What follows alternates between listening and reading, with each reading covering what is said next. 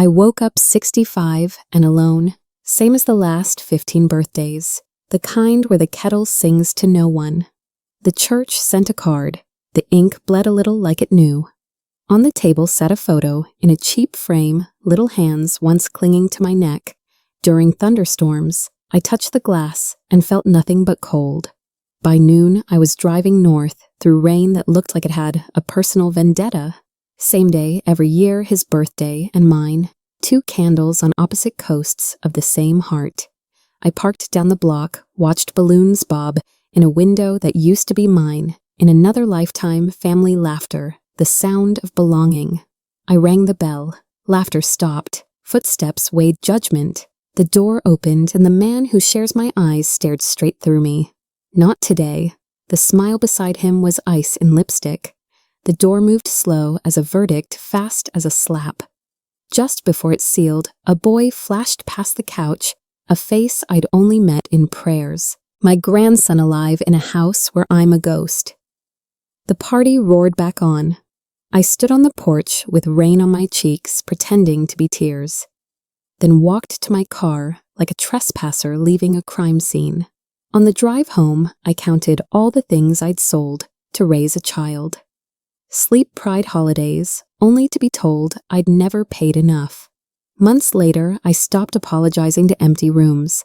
I learned the names of cashiers, the smell of card catalogs, the weight of silence that doesn't ask for permission.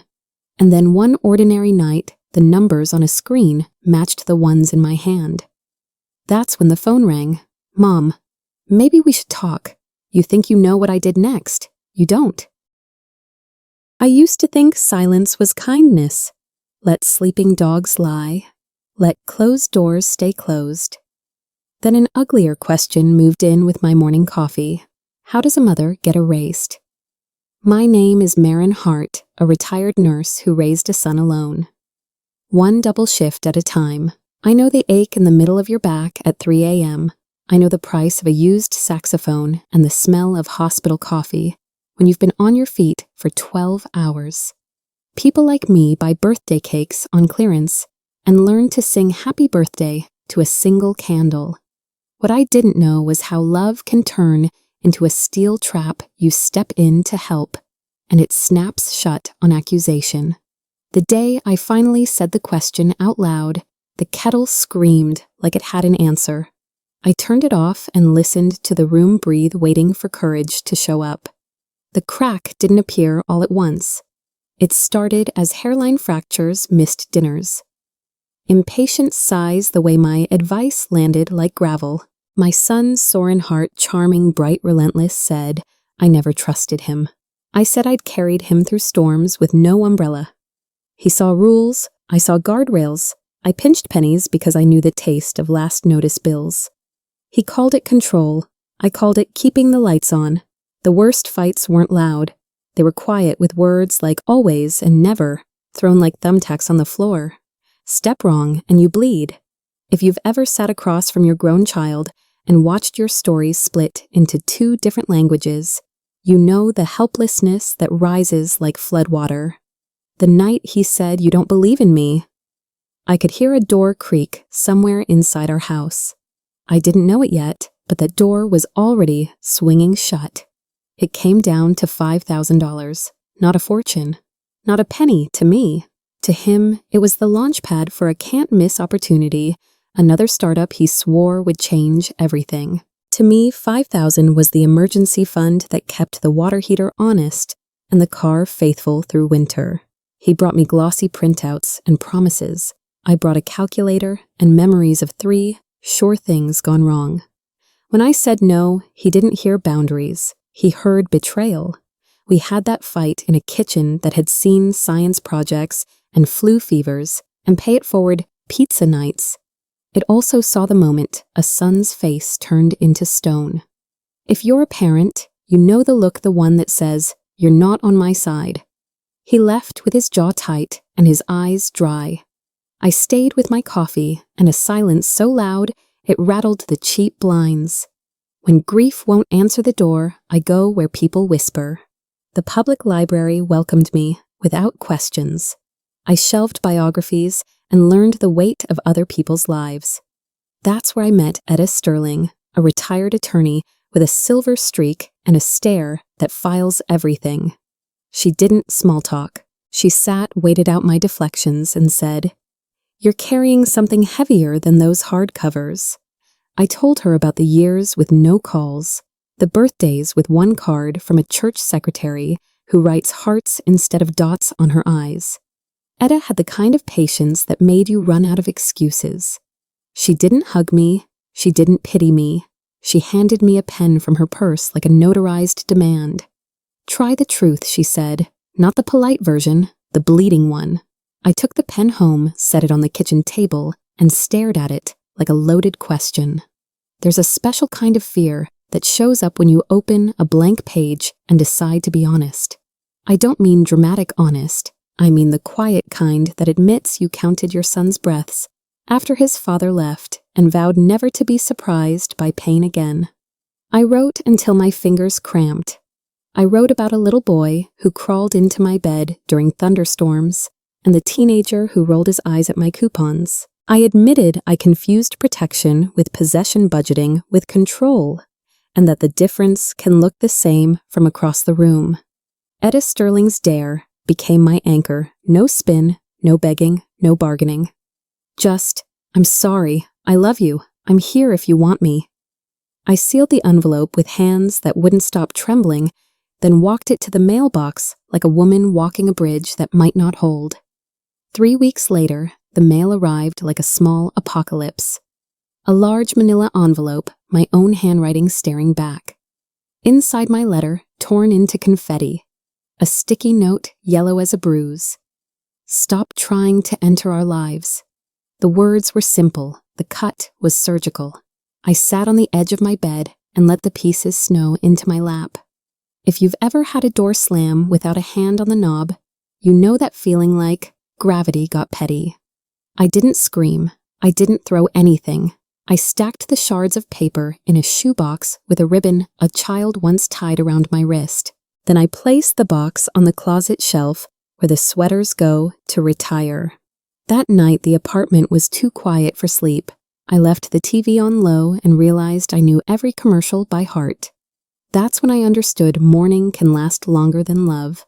In the back of my closet sat another box older than the torn letter. 15 years of unopened birthday cards and small gifts chosen for a boy who grew up without my voice in his ear. A baseball signed by nobody famous, a paperback about constellations, a model kit that smelled like glue and patience. I lifted each one like a prayer that never cleared customs. I labeled and sealed the box not to bury hope, but to stop letting it gnaw. There's a tender mercy in saying, "Not now." I slid the box beside the confetti of my confession and closed the door. The apartment exhaled.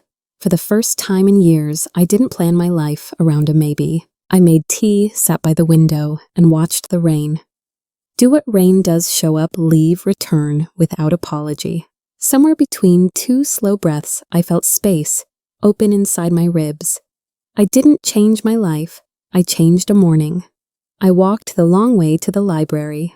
I learned the names of the cashiers at the market and the best time to find peaches that don't cost a fortune. I RSVP'd yes to a neighborhood potluck and brought a casserole that could survive scrutiny. Etta Sterling and I started splitting muffins. She took the tops, I took the honest part. There's dignity in tiny repairs, sewing on a button, fixing a wobbly chair, refilling a bird feeder. I put my name on the volunteer calendar in permanent ink. When the church asked for help labeling pantry cans, I wrote tomatoes like a woman who knew what to do with red. That night, I slept without the TV. The room wasn't empty. It was quiet. The difference felt like someone had turned a key. It wasn't happiness, not yet. It was permission. At Morgan's Market, the young cashier with skateboard wrists, Milo Crane weekend community college student and part-time comedian, grinned at the lottery display. "Jackpot's huge," he said. "Buy one for the plot twist." I laughed like a woman who knew better. I'd seen what gambling does to rent money, but that day I had 3 singles in my pocket, and no plans to be reckless with any of them. Just one, I said, surprising us both. We joked about lucky numbers, birthdays, addresses, the year my old Honda decided it was a boat in a rainstorm. He circled the date on my receipt and drew a tiny star. I slid the ticket into my wallet behind my library card, a bookmark for a chapter I wasn't writing. Walking home, I felt foolish and oddly lighter, like someone had told me a secret I couldn't quite hear. The sky cleared for half a block, then remembered it was Portland. Life didn't change. My calendar still had potlucks and pantry shifts. Etta Sterling still corrected my grammar with the tenderness of a friend who expects you to be your best self. I cooked enough soup to share and learned to like the ache that comes after a long walk. I wasn't brave, I was consistent. That's what nobody tells you about healing. Most days, it looks like curiosity and dish soap. I forgot about the ticket. It slept in my wallet under my thumb every time I paid for milk.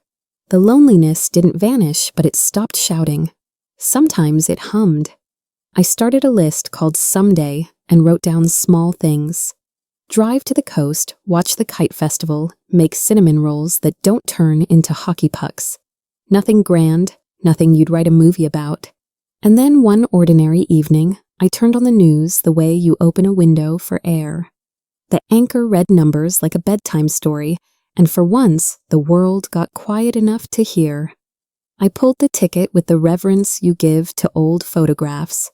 First number match, second match. Third, I sat down. Fourth, I forgot to breathe. Fifth, I remembered to. The Powerball landed like a gavel. I checked again, then again the way nurses check doses in the dark. The room tilted, but I didn't. I placed the ticket under a salad bowl like it needed shelter. Etta Sterling answered on the second ring and said, "Sit, water, no internet."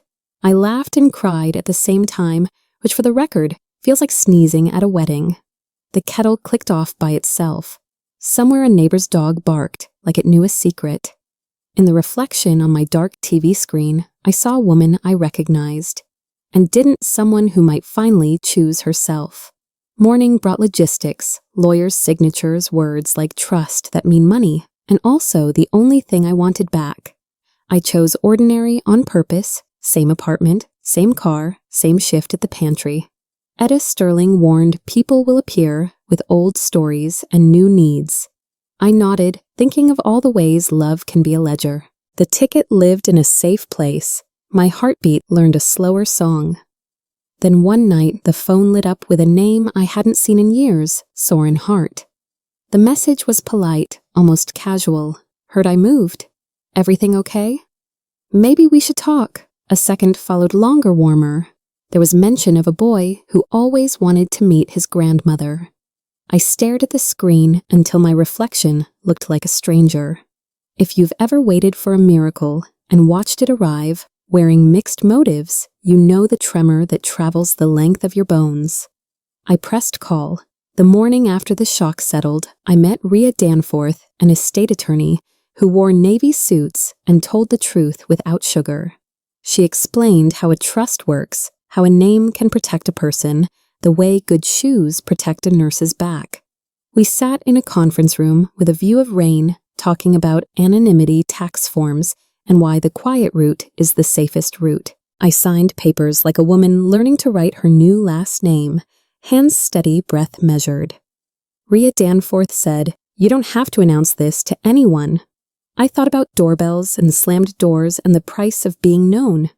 We picked a bland trust name that sounded like a cul-de-sac. No fireworks, no press conference, just ink drying on a future I might survive.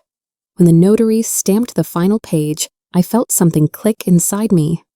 Privacy, it seems, can be louder than applause. Then came Jasper Voss, the financial advisor with a teacher's patience and a mechanic's hands. He didn't chase shiny. He drew a simple playbook. Stay ordinary, spend slow, document everything. Nothing flashy, Jasper Voss said. No new patterns for people to notice. Your best protection is being exactly who they think you are. It sounded boring. It sounded perfect. We made a budget that left room for kindness, but not for bragging. We set alerts I could actually understand. He reminded me the headlines love a spectacle, and I had no intention of becoming one. By the time we finished, I had a plan that felt like a locked door with windows to let in light. I tucked his card behind my driver's license and promised myself not to improvise. Boring, I decided, is beautiful when the alternative is chaos.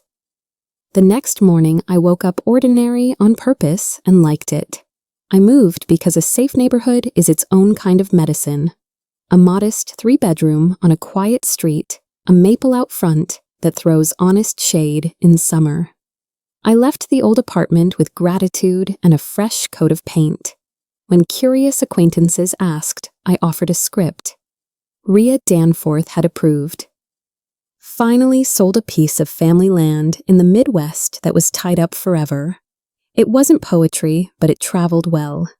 I donated old furniture, kept the practical things, and learned how different a room can feel when no one is waiting for you to fail. The first night I slept with the window cracked and heard sprinklers instead of sirens. The house didn't feel like a secret, it felt like a decision. I walked the block at sunset, waved at a neighbor wrestling a trash can, and told myself out loud, "You're allowed to be safe." Over coffee at the library, Etta Sterling said, "Money is a tool. Don't let it be the driver." She had the voice you give your best friend when she's standing near a cliff. I told her about Jasper Voss and the plan about Rhea Danforth and the trust. Etta Sterling nodded like a judge who approves the plea deal. "Set your rules now," she said. "You'll need them when the wind changes."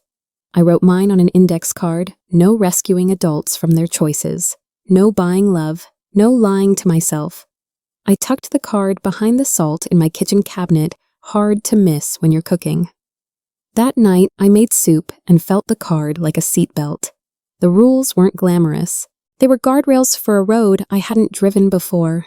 When I turned off the lights, I knew where my hands would go if the car skidded. 6 months passed as gently as a hymn. Library shifts, pantry days, the Honda that still started when I begged nicely. I swam slow laps in a community pool that smelled like childhood and clean promises. I kept the same grocery list and carried cash because it made me think about every apple twice. Jasper Voss texted quarterly like a metronome, "You're on track." Etta Sterling kept me honest with muffins and questions. I didn't feel rich, I felt resourced. There's a difference. I also felt stronger, like the part of me that had been bracing for the next blow finally unclenched. Some nights I allowed myself to imagine a day when family didn't mean guessing. But I didn't call, I didn't write. I let the quiet do its slow work. Then on an ordinary Tuesday, my phone lit the kitchen with a name I hadn't seen in years. The subject line was harmless. Hey, the sender was not Soren Hart. The email was short, careful. He'd heard I'd moved to a nicer place. Everything okay? The words wore their good manners like rented suits. My first instinct was to answer right away, the way you do when a pain finally lets up and you mistake it for healing. I set the phone face down and breathed. Etta Sterling would tell me to pause. Jasper Voss would call this timing risk. I made tea and let the steam fog the window. 15 years of silence had taught me patience I didn't ask for. When the kettle clicked, I knew 2 truths I wanted to see my grandson, and not all invitations mean welcome. I opened my laptop not to reply, but to learn. If there was a storm coming, I needed to know which way the trees were leaning. I typed Bright Path Marketing News and pressed enter like a woman pulling a fire alarm. There it was, headlines about a company under scrutiny for campaigns that promised too much and shaded the side effects. Within the articles I found, Soren Hart quoted, "Photographed present." Not the worst villain in the story, but close enough to the smoke to smell like it. I read slowly twice, then clicked the links inside the links. If you've ever followed a thread through a messy drawer, you know the feeling, dread, and clarity holding hands. The timeline matched his sudden interest too neatly to be random. Etta Sterling had called it, "The wind was changing." I closed the laptop and stared at the ceiling until the popcorn texture looked like a map. I didn't want revenge. I wanted the truth to keep its shape. That night, I drafted a reply and saved it as a draft. The next morning, I read my draft out loud. Then I deleted the extra words that sounded like begging and left the bones. I'm fine. Thanks for checking. How are you and your family? No emojis. No heart emojis hiding as punctuation. I hit send and set the phone down like it might bite. 10 minutes later, another message arrived. Warmer, longer. There was a mention of work being complex right now. There was also a sentence about a boy who has always wanted to meet his grandmother. My heart did that stupid, hopeful thing it does. I texted Etta Sterling, he wrote. She replied with a single word. Breathe. By evening, an invitation had formed polite and precise lunch with everyone at a waterfront place. I wrote back one word, yes, then I went to the closet and put my hand on the blue dress that tells the truth without trying. On the day I drove my new Volvo, because safety is love, grown up, I wore the blue dress and the small earrings you forget you're wearing. The place had floor-to-ceiling windows, a view of water that made regret look small. I arrived 10 minutes early and asked for a corner table where I could see the door. Old nurse habits know your exits, know your oxygen. When Soren Hart walked in, I recognized his posture before his face, the confident tilt that sells a plan. Tamsin Vale followed composed and sharp a woman who tracks price tags the way climbers track weather. Then a boy taller than I imagined, careful in his movements, like someone raised around breakable things. My breath shortened and then returned. The hostess brought water. I counted my inhales until their shadows reached the table. Hi, I said. The word shook then steadied. Nobody sat down yet. Introductions were formal, like a job interview, where everyone already knows the gossip. Tamsin Vale smiled with her mouth, not her eyes. Soren Hart praised the view, the menu, the boys' grades. The boy, my grandson, offered his hand and called me Mrs. Hart, testing the safest option. I said he could use my first name or grandma, whichever felt less risky. He blinked, unsure where to put his hands. We ordered as if it mattered. Soren Hart talked about sports stats and school accolades until the air grew thin. When the boy mentioned a history project, I asked what he liked about maps.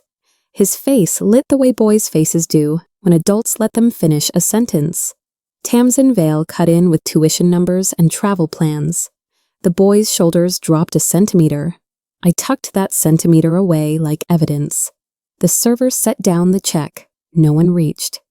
Looks like I left my wallet, Soren Hart said, patting his jacket with theatrical surprise. His watch, I noticed, kept excellent time. I smiled and reached for the bill. I've got it. I wasn't buying anything. I was collecting data. Outside, Soren Hart mentioned a rough patch at work and a tuition deadline.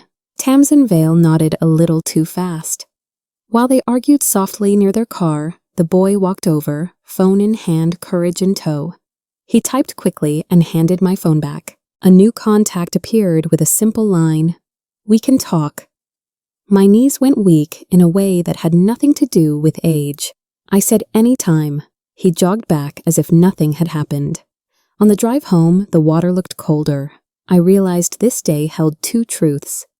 Manipulation wears a smile and hope wears sneakers. One text had opened a door I thought was welded shut.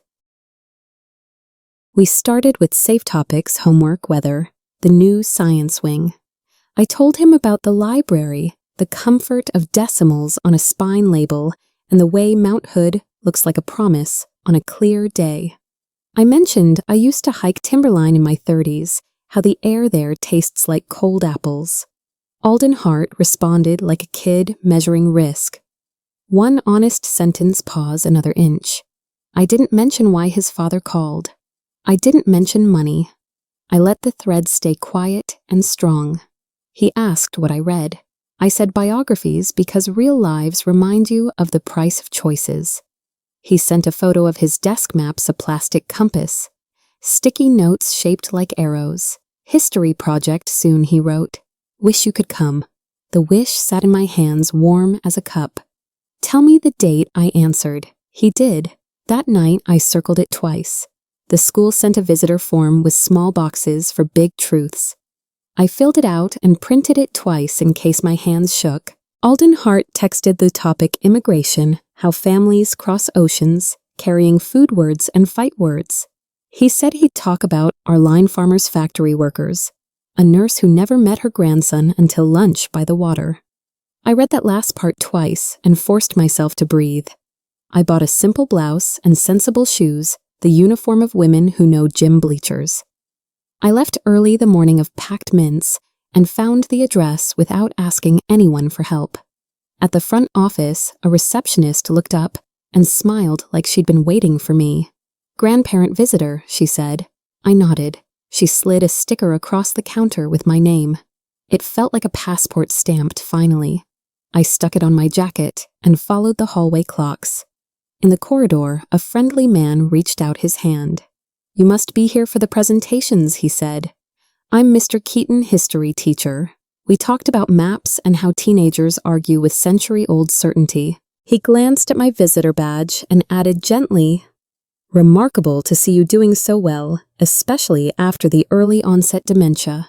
The words landed like a tray dropped in a cafeteria, everything loud and silenced at once. I heard the fluorescent lights buzzing the squeak of sneakers, my own heart choosing a new tempo. "Pardon," I managed. Mr. Keaton flushed, realizing he'd repeated a story. "That's what the family shared," he said, lowering his voice. I smiled the way women do when a bomb goes off in a polite room. "I'm doing very well," I answered. Inside the auditorium, the lights dimmed. I found a seat in the back, hands flat on my knees, and waited for my grandson to say our name. Alden Hart stood at the front with a poster board and a voice that didn't ask for permission.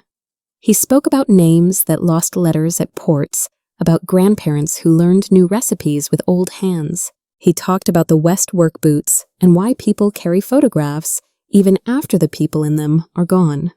In the middle, he glanced toward the darkness where I sat. His smile was quick, like a secret handshake. I felt the lie circling us, diagnoses that never happened, pity borrowed to buy distance. The students clapped, parents clapped. I did not cry. I would not give a false story the water it wanted. When Alden Hart finished, he answered questions the way careful kids do, short, true, finished. As the crowd stood, I stayed seated for one breath longer and understood the cost of a rumor that fits too well. It becomes a paper shield others use to protect their comfort. In the hallway chaos, Soren Hart appeared from the side like a stage cue. His smile was the one used for photos. "We should talk," he whispered. "Not here."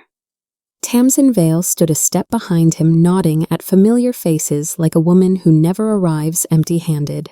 I met his eyes and kept my voice level. "We will," I said, "soon." He looked past me, toward Mr. Keaton, then back. The temperature dropped between us. I moved toward Alden Hart, who was accepting congratulations like a boy who reads a room too well. I hugged him, one of those long, still hugs that says, "Everything you can't in public." He didn't pull away.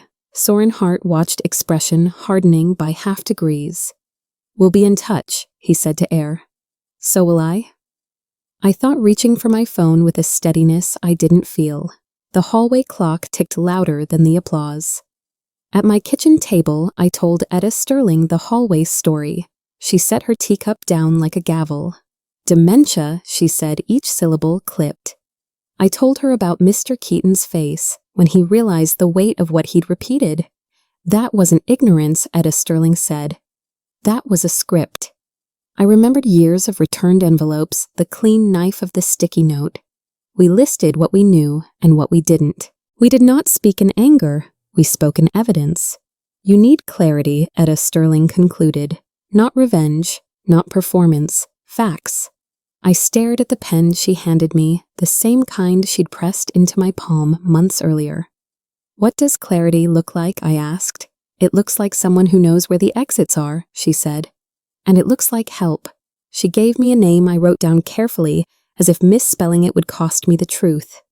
The next afternoon, I met Kellen Rook, a private investigator with a notebook older than his car and a voice that didn't push.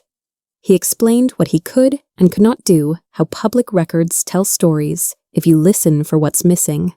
He asked permission for the hard parts. I gave it. Kellen Rook didn't promise drama. He promised diligence. We talked about debt patterns and the way people in trouble change their habits, new email addresses, different routes home. Smiles that don't reach. He said, "You may not like what we find." I said I'd survived worse. He nodded like a man who believes in paperwork. Before he left, he looked around my kitchen the way professionals do and said, "You've kept things simple. That helps." When the door closed, I stood very still and felt something I hadn't felt in years. The ground of my own judgment under my feet, steady as a porch step. The report came in pieces polite emails with blunt attachments. Kellen Rook outlined credit cards stretched to snapping a mortgage, edging toward underwater and a string of high-interest loans that eat sleep for breakfast. He mapped Soren Hart's name through company memos and article quotes about BrightPath's internal review. He didn't sensationalize. He annotated. The dates lined up with the emails I'd received the lunch the sudden warmth. I read one line 3 times, pattern suggests imminent cash need. It wasn't new information, but it removed hope's perfume. Etta Sterling called and asked if I was sitting down. I was. She said the facts are the facts. I looked at my index card of rules behind the salt and added a 4th in pencil. Don't negotiate with a lie. Then I erased it and rewrote, "Do not fund a story that erases you." The difference mattered. Words are contracts when nobody else is watching.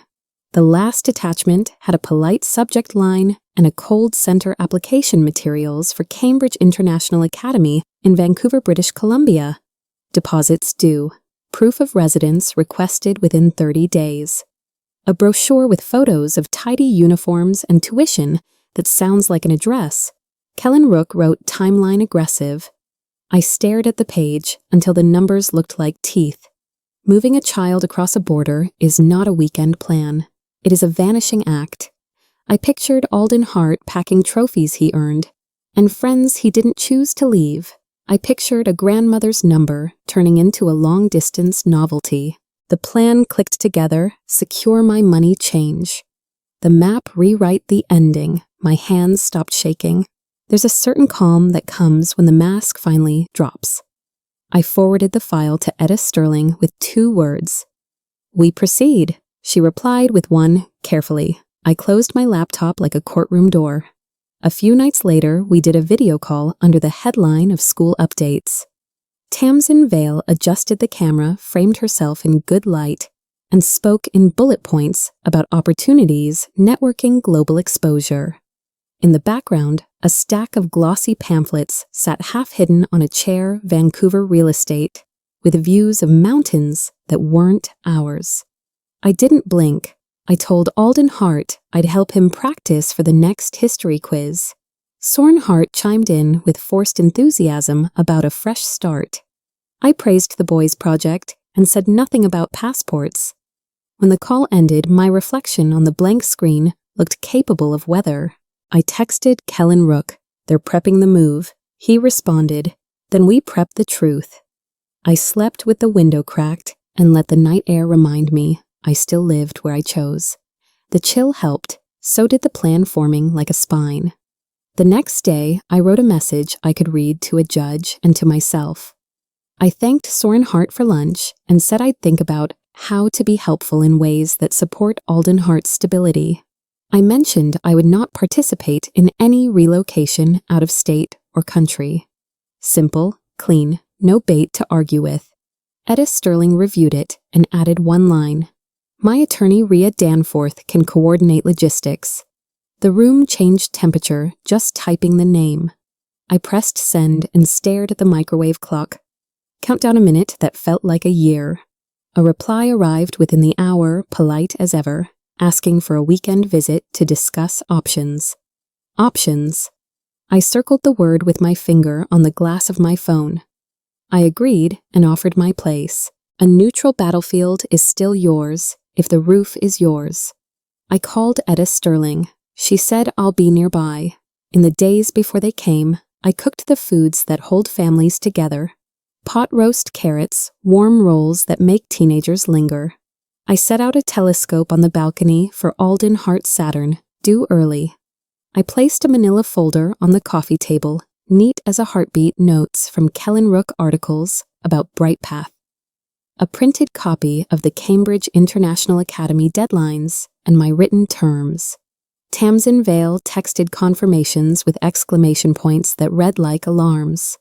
Soren Hart sent a thumbs-up emoji, modern hieroglyph for we want what we want.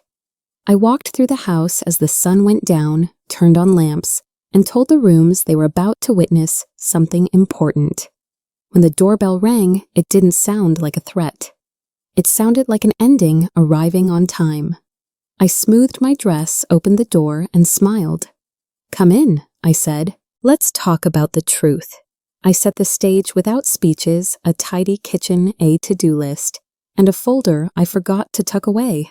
A few bank statements, small balances, nothing gaudy peeked from the pocket, alongside a note about updating my will to include Alden Hart's education. When Tamsin Vale stopped by for coffee, her gaze clicked to the paper like a magnet finds a nail. She didn't ask, she cataloged. The way some women can spot a clearance rack, from 50 feet, Tamsin Vale can see opportunity through drywall. I chatted about pantry shifts and the charity yard sale, then let the folder nap on the counter while I fetched lemon bars. As she left, her thank you sounded like a test. An hour later, my phone chimed. Soren Hart, just checking in, how are things? The spacing between his texts shortened like someone knocking faster on a locked door. I brewed tea, watched the steam rise, and waited for the next knock. The calls turned conversational, then confessional. Soren Hart mentioned cash flow bumps, timing issues, and short windows phrases that pretend to be neutral while they circle a target. Each time he said family, his eyes drifted toward my purse or the counter where mail waits to be sorted. I logged the pattern the way nurses log vitals, time triggers trend. Tamsin Vale chimed in occasionally with news about programs that would be perfect for Alden Hart if the finances line up. I answered kindly and specifically about the boy, vaguely about the rest. When I mentioned I was meeting my attorney to adjust some legacy items for Alden Hart, the line went quiet enough to hear the hum in my refrigerator. "Good idea," Soren Hart said, casual as a cat. By the end of the week, he suggested dinner. "Just the two of us," he wrote. 2 is quieter. 2 is where sales pitches breathe. I replied, "Name the place." We met near the water where regret comes with a view. Soren Hart stood when I arrived, pulled out my chair, and complimented the color of my dress. Like a man auditioning for sincerity, conversation warmed to childhood memories he'd stored in a high-shelf campouts, spelling bees the year we painted the kitchen yellow, and pretended it was sunlight. I let him unbox nostalgia until the ribbon tangled. Then the temperature shifted. He tilted his head and used a softened voice, the setting people choose for delicate asks. He said, "Bridge the gap, start fresh for Alden Hart." The server refilled water. The sunlight slid down the glass like evidence. I remembered my index card rule: do not fund a story that erases you. When the check arrived, he reached, hesitated a beat too long, then smiled gratefully as I covered it. That half-second hesitation told me everything. Act 1 had ended.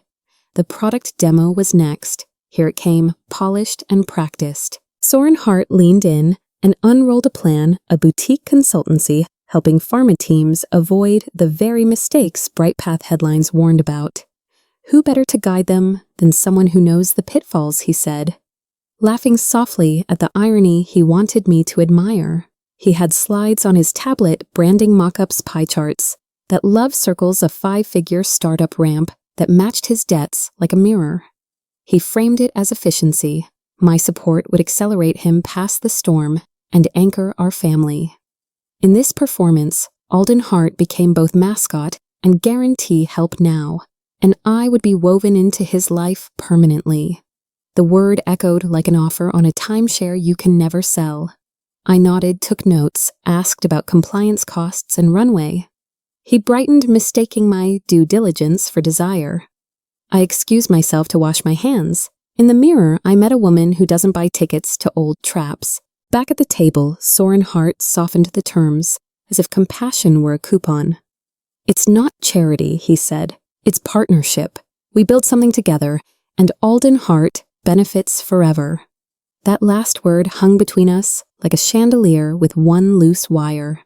There it was, the conversion of grandparent into subscription. Access gated behind investment. I folded my napkin and placed it parallel to the fork. Small order in a room built on misdirection. I asked about Plan B if the venture stumbled. He smiled the smile people use when they hope you won't request receipts.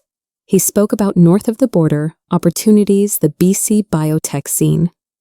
How mobility can be strategic. The air in my chest went thin. Not fear confirmation. I thanked him for sharing the vision and said I'd think, then asked for the dessert menu like a woman measuring time. On the drive home, my phone buzzed. A message blinked. They called you the old lady. They said close the deal fast. Alden Hart had written. I pulled into my driveway and read the text again. Alden Hart apologized for eavesdropping, then typed the truth like someone lighting a match. In a dark room, they were talking about a move about money. Solving everything about me as problem and solution. He asked if we could still talk about his next history topic. Labor unions and whether I'd ever walked a picket line. I told him I'd walked hospital halls at 2 a.m. with nurses who held the line when budgets pretended pain didn't cost anything. He sent a thumbs up and a joke about cafeteria meatloaf. I sat in the quiet car and let relief and fury take turns. The boy trusted me enough to hand me the key I needed. I typed back one promise: I'm not going anywhere. Then I set my phone down, went inside, and pulled the manila folder closer. I wasn't going to chase anyone. I was going to set a table. The next morning, I offered an invitation shaped like a mirror. Come to Portland for the weekend, I texted Soren Hart and Tamsin Vale. We can discuss specifics. Specifics is a kind word for truth with paperwork. Tamsin Vale replied, first enthusiastic punctuation and calendar links. Soren Hart followed with a professional, sounds good, let's align. I called Etta Sterling and said one word: Saturday. She said I'll be nearby. I reviewed the folder, Kellen Rook's findings, the Bright Path articles, the Cambridge International Academy deadlines, my written terms typed in clear font.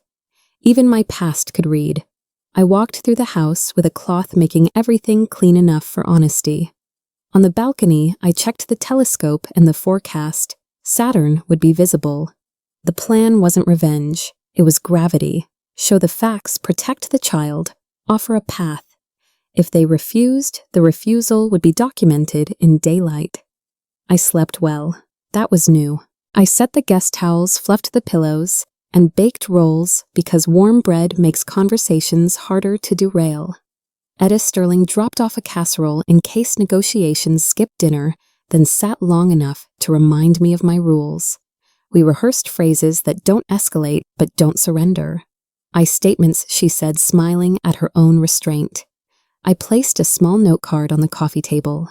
Stay calm, stay specific, stay kind to Alden Hart. Kindness is not softness when it guards a child. I put puzzles on the shelf, left a paperback about constellations on the nightstand of the room that would be his.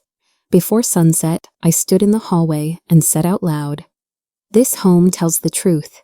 The doorbell test rang in my head. It sounded like a reminder, not a threat. I checked the folder one more time. No surprises, no stunts, just enough light for the masks to look ridiculous. They arrived with the brightness people wear when they think good manners can sterilize hard news. Tamsin Vale complimented the art and the paint color. Soren Hart hugged me, like a man who's seen tutorials.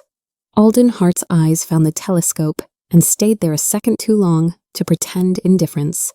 I gave a quick tour, then served pot roast with carrots and the roles that make adolescent boys forgive vegetables.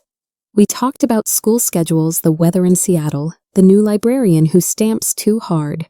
Laughter happened, real brief, grateful. That's the thing about families. Even in a storm, we still pass the salt. Over pie. Soren Hart softened his voice and asked, "So next steps?"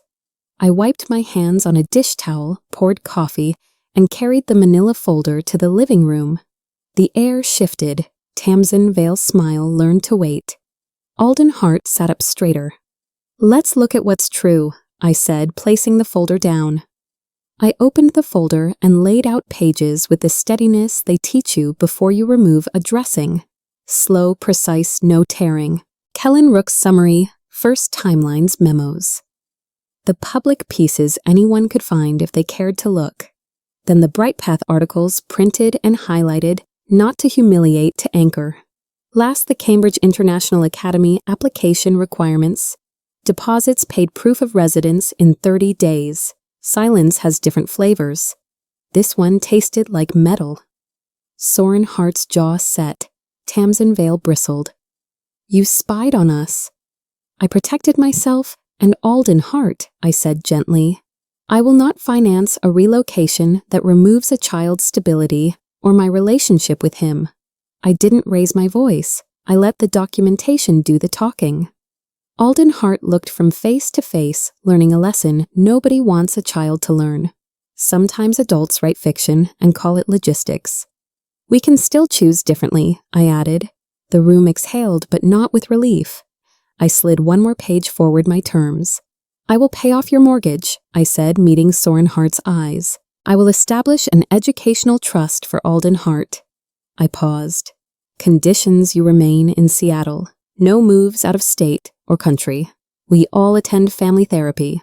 Alden Hart spends one weekend a month here. And you face the BrightPath review. Honestly, no running. Tamsin Vale scanned the figures, doing quick math behind her eyes. This is generous, she said, meaning structured. Soren Hart bristled. You don't get to dictate our lives. I don't. I agreed. You can decline, but understand, I'll pursue grandparent visitation. I've documented a pattern of deception that harmed Alden Hart. A court will at least listen. The word court changed the air pressure. I didn't threaten. I named options. This isn't blackmail, I added. It's a path that doesn't ask Alden Hart to pay for our mistakes. The clock ticked. Nobody reached for coffee. For a long moment, no one moved. Then Alden Hart stood voice steady, like it had trained for this. I want to stay in Seattle. I want therapy. And I want her in my life. He didn't look at anyone while he said it, which made it braver. Soren Hart opened his mouth, closed it, opened it again. The arguments he'd prepared weren't built for a child's plain truth. Tamsin Vale placed the papers down like something hot and said, We need to discuss. I nodded. Take your time. The offer stands. The conditions, too. I cleared the cups and let the room breathe. Through the window, the sky held its color, like it knew this was a hinge. When they finally left, Alden Hart hugged me at the door and whispered, 2 weeks, 2 weeks, I said. After the car pulled away, I sat with the folder and the quiet and felt the center of the story shift. The mask had cracked. The next move would be in daylight. I didn't raise my voice. I raised the facts. I hired an investigator, I said, steady as a blood pressure cuff. Here's what's true, the dementia story that wasn't the debt, the internal review at BrightPath, and the plan for Vancouver. Tamsin Vale went rigid, chin lifting like a drawbridge. Soren Hart smiled a thin, brittle smile, the kind men use when their script is slipping. You went digging, he said. You lied, I answered, to a school, to a community, to a child. The room shifted the way a waiting room does when a doctor says the word nobody wants. This is not the place Soren Hart tried. It's exactly the place I said, tapping the folder that had become our referee. I looked at Alden Hart and softened. You deserve the truth spoken in daylight. He stared at the papers as if they might speak. Then let them, he said. We all looked down together. The silence picked a side. The performance arrived on cue. Tamsin Vale snapped, You were spying, while Soren Hart leaned in with the wounded tone that once made me back down. You've always been calculating, he said. You gambled, and now you're power tripping. I remembered my index card by the salt, no buying love, no rescuing adults, no lying to myself. I breathed, folded my hands, and kept to the ground I'd mopped for this moment. I protected myself and Alden Hart, I said. You built distance and called it protection. Tamsin Vale threw up her hands. The bracelet clinked like punctuation. This is about family. Soren Hart insisted, eyes skimming the room for an exit. I offered him one accountability. We don't get better by pretending, I said. We get better by inventory. Alden Hart shifted closer to me without moving his feet. The sound in the room changed. It was no longer a sale. It was a reckoning. The pitch had met the receipt. I need to know Alden Hart, said quiet as a library. Did you lie about her being sick? The sentence sat between us like a scale awaiting weight. Soren Hart looked at the ceiling as if an answer might be hiding in the paint. Tamsin Vale opened her mouth, closed, it measured the angle again. The pause became its own confession. It was complicated. Soren Hart began already losing the room. No, the boy said, a new steel in his voice. It was convenient. He turned to me, face too young for the job it had tonight. I'm sorry, he whispered, as if he'd done it. I shook my head. You don't carry this. He nodded, absorbing that absolution like sunlight after rain. If you've ever watched a child understand the difference between love and loyalty, you know the sound it makes, a quiet click deep in the chest. Soren Hart swallowed. The ceiling didn't help him. Time did not resume its old shape. I slept the way you do, before procedure light alert, ready to act. In the morning, I brewed coffee, set out plates, and placed a single page on the table, my terms. Tamsin Vale entered first, eyes already moving, calculating the landscape. Soren Hart followed with yesterday's jaw. I poured coffee for everyone, including Alden Hart, who took his with too much sugar because boys are allowed sweetness. Let's be clear, I said. I won't fight with you. I'll outline what I can do and what I will not do. I slid the page across the table. Mortgage paid. Educational trust for Alden Hart funded. Conditions: stay in Seattle. Family therapy non-negotiable. 1 weekend a month with me scheduled. You meet Bright Path straight on, no border, no vanishing. Tamsin Vale's nails tapped the margin. Soren Hart's eyes flickered at the word therapy. This is control, he said. It's boundary, I answered. It's love with a spine. They wanted to argue with adjectives. I offered nouns and dates. Tamsin Vale asked about numbers. I pointed to the line items, the mortgage's remaining balance, the trust's guidelines, the therapy's cadence. This is intrusive, Soren Hart tried. This is responsible, I said, keeping my voice low and my pronouns faithful. You built a lie that hurt Alden Hart's reality. These conditions build a path he can actually walk. He reached for indignation. It didn't reach back. Tamsin Vale read the figures twice, her practical nature battling her pride. What happens if we refuse? She asked. You are free to, I said, and I'll petition for grandparent visitation. We both know the documentation will interest a judge. I didn't need to raise my voice. The word judge raised the air pressure for me. Alden Hart traced the edge of the table, absorbing the shape of adults telling the truth with guardrails. At last, Tamsin Vale exhaled. We'll consider it, she said. Consideration had a clock. When the adults stalled, Alden Hart moved. He stood taller than yesterday, as if the truth had lent him an inch. I want to stay in Seattle, he said, looking at no one and everyone. I want therapy. I want her in my life. The words fell with the authority of earned grades and unslept fears. Soren Hart blinked the way a man blinks when the mirror talks back. We'll talk as a family, he managed. We are, the boy said, not unkindly, just accurately. He sat, hands steady, eyes clear. My throat burned with pride I kept to myself. If you've ever watched a child step onto their own name, you know the holiness in the room. Tamsin Vale reached for her water, discovered it was empty, and set the glass down anyway. We need time, she said again, softer this time, more human. Take it, I said. The offer stands. The conditions are the offer. They said yes on paper before they could say it out loud. Tamsin Vale emailed Rhea Danforth for logistics, coat-checking the drama in exchange for clarity. Soren Hart signed the therapy schedule like a man choosing the lesser embarrassment. The mortgage payment cleared. The trust was formalized with rules I could read without a dictionary. None of it felt triumphant. Relief isn't confetti. It's a deep exhale and a clean calendar square. Etta Sterling brought over brownies that leaned on the honest side of underbaked and said, "The hard part is the part after the hard part." She was right. The first therapy session began with crossed arms and perfect posture. Soren Hart spoke in resume bullets. Tamsin Vale filed grievances under misunderstandings. I learned to say "I felt" instead of "you made." Alden Hart watched us like a referee who hates whistles. When we left, no one hugged in the parking lot. Progress felt like a receipt, not a ribbon. 6 months is a long time to hold your tongue and a short time to change a life. Soren Hart alternated between thaw and flash freeze, admitting a sentence, then retreating into polite weather. Tamsin Vale helped schedule sessions and then skipped 2 in a row, reappearing with apology and effort. I faced my own mirror the way I can turn advice into a leash, the way sacrifice can sour into scorekeeping if you let it. Etta Sterling didn't let me. "Aim for accuracy, not sainthood," she said, adjusting my halo into a headband. Alden Hart found his voice in the room with a couch he called a timeout, when we slipped into slogans, asked for clarity, when we hid behind tone. Meanwhile, Rhea Danforth kept the paperwork neat. Jasper Voss kept the numbers quiet, and the world did not clap. Repair is drudgery until it's not.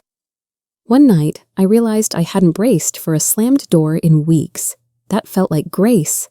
Change arrived messy, as it always does. Bright Path concluded its review. Soren Hart accepted a demotion instead of an exit, and came home that night with a face that had aged a season. He didn't blame me. He blamed himself quietly, as if testing a new muscle. I told the lie because it was easier than admitting pride, he said in therapy, staring at the carpet. Like it could absorb shame. No one applauded. We let the sentence stand on its own legs. Tamsin Vale talked about status like oxygen and how cutting corners can feel like survival until it turns into a maze. I talked about losing a husband and tightening everything so nothing could fall again.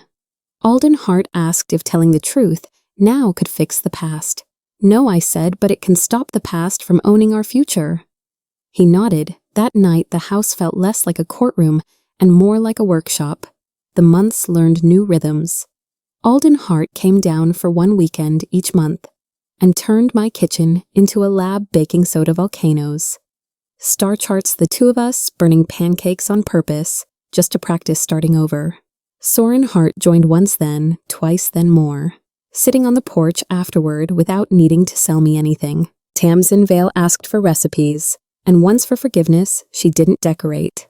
I watched the boy grow into his own map. He texted me first day of school photos, a crooked tie, a grin that understood itself. On Sundays, I still volunteered at the pantry.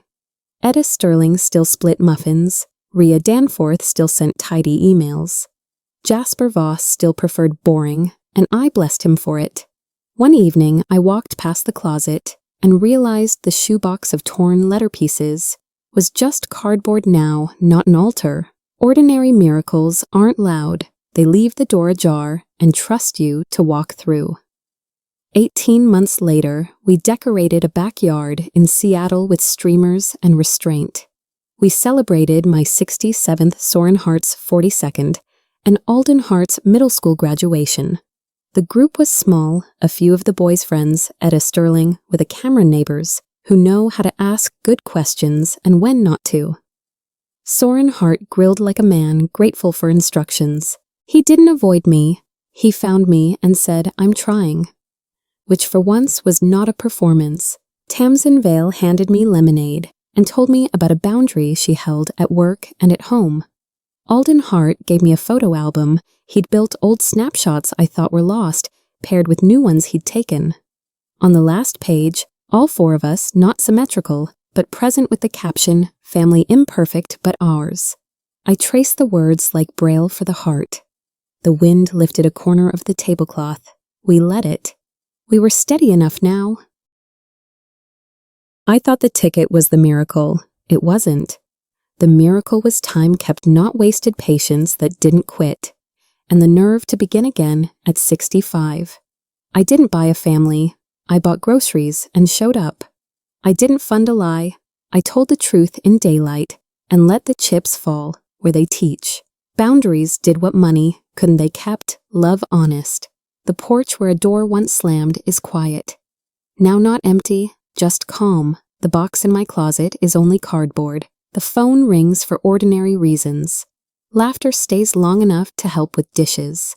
If this story brushed against your own, if you're standing at a closed door ticket or no ticket, here's my payoff. Choose the small, steady yes. Guard your voice. Write the letter. Set the line. Then keep showing up. Tell me where you are in that journey in the comments.